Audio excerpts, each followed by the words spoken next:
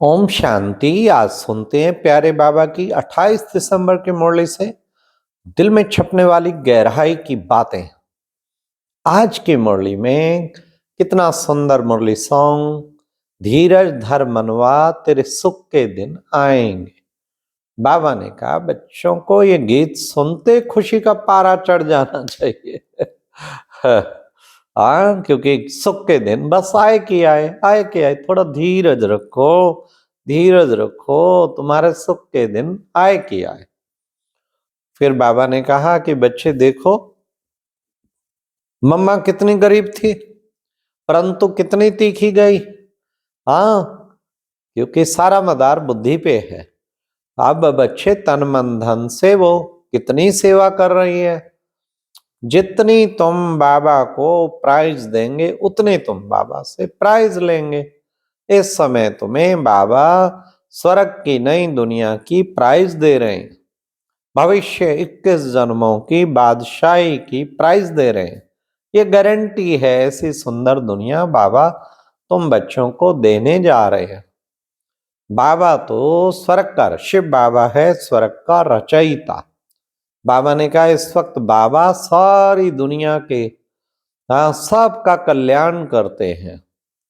फिर बाबा ने कहा देखो बच्चे, गाया जाता है ना क्या, कन्या वह जो 21 कुल का उद्धार करे। वैसे तो बच्चे कुमार भी पवित्र हैं, कन्या भी पवित्र, फिर भी कन्याओं की मान ज्यादा है, उनकी पूजा की जाती, क्योंकि वह इस समय बाबा आके संगम युग पर कन्याओं माताओं को निमित्त बनाते हैं। बल भाई भी हैं लेकिन उनको विशेष निमित्त बनाते हैं। देखो प्यारे बाबा के इस ब्रह्मा कुमारी ईश्वरी विश्वविद्यालय में कितने 12,000 से भी अधिक सेंटर, सब सेंटर, परंतु सबकी निमित्त संचालिकाएं पूरे भारत में, विदेश में फिर भी कोई कोई गोप है। यहाँ तो बहनें ही केवल इंचार्ज। बाबा ने कलश ज्ञान का बहनों पे ही रखा है। तो बाबा ने रिगार्ड दिया तो हम बच्चों को भी रिगार्ड देना चाहिए। फिर बाबा ने कहा कि बच्चे देखो बच्चे, अब तुम इस भारत को स्वर्ग बनाने की, हीरे तुल्य बनाने की सेवा कर रहे हो।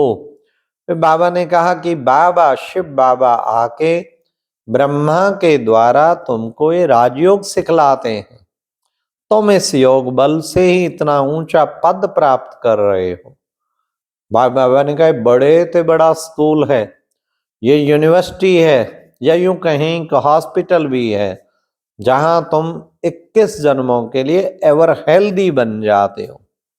शिव बाबा की याद में रह के दे और दे के सब संबंधियों को बाबा ने कहा भूल जाना है और कोई याद ना रहे। तुम्हें नशा रहना चाहिए किस चीज का, हम भारत की सच्ची सेवा कर रहे हैं। हमारी एक आंख में है स्वीट होम, दूसरी आंख में है स्वीट राजधानी। हाँ, तो बाबा ने कितना अच्छा बताया। हाँ, हर एक की नब्ज देखनी चाहिए बच्चे, कि ठीक ढंग से सुनता भी है, उस समय की वृत्ति देखनी चाहिए। तवई की तरह तो नहीं बैठा है। बाबा ने कहा पात्र को देख के ज्ञान देना है, यूं ही टाइम वेस्ट नहीं करना है। क्योंकि तुम्हारा समय भी बहुत कीमती है। फिर बाबा ने कहा कि बच्चे, सभी बच्चों ने बाबा से प्रतिज्ञा की है, किस चीज की, पवित्र रहने की। तुम सब अब गृहस्थ व्यवहार में रहते हुए पवित्र रहने की बाबा से प्रतिज्ञा करते हैं।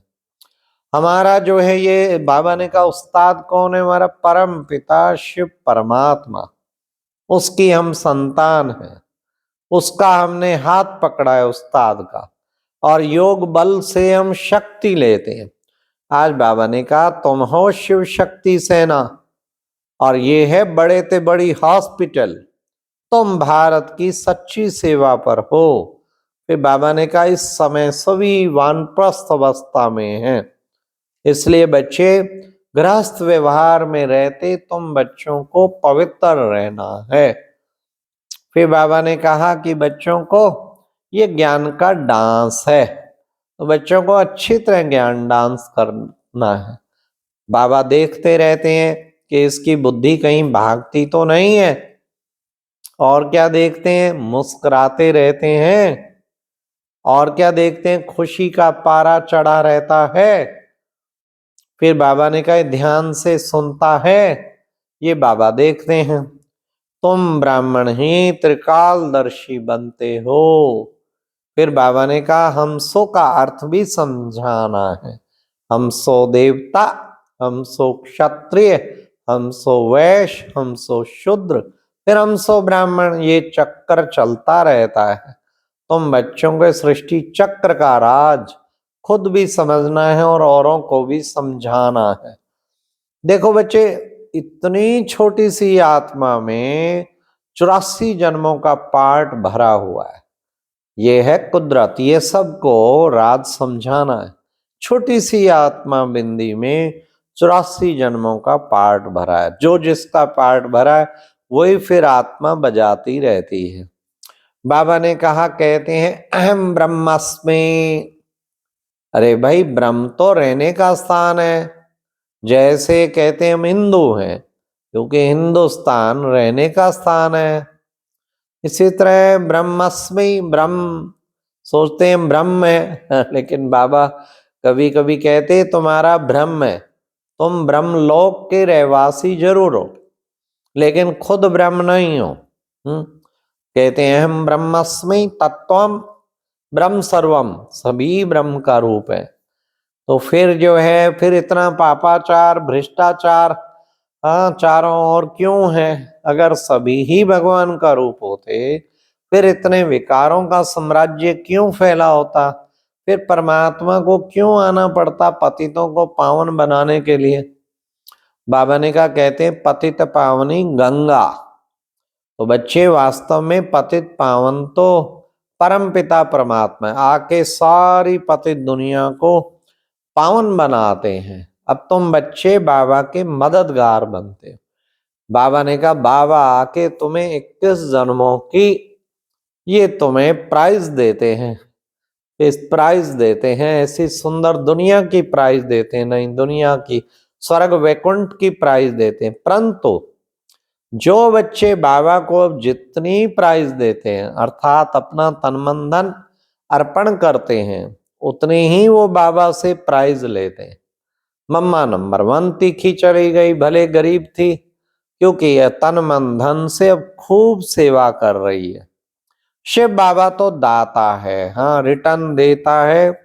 जितने भी चाहे डायरेक्ट चाहे इनडायरेक्ट जो बाबा के अर्थ करते, बाबा उसका रिटर्न करता है।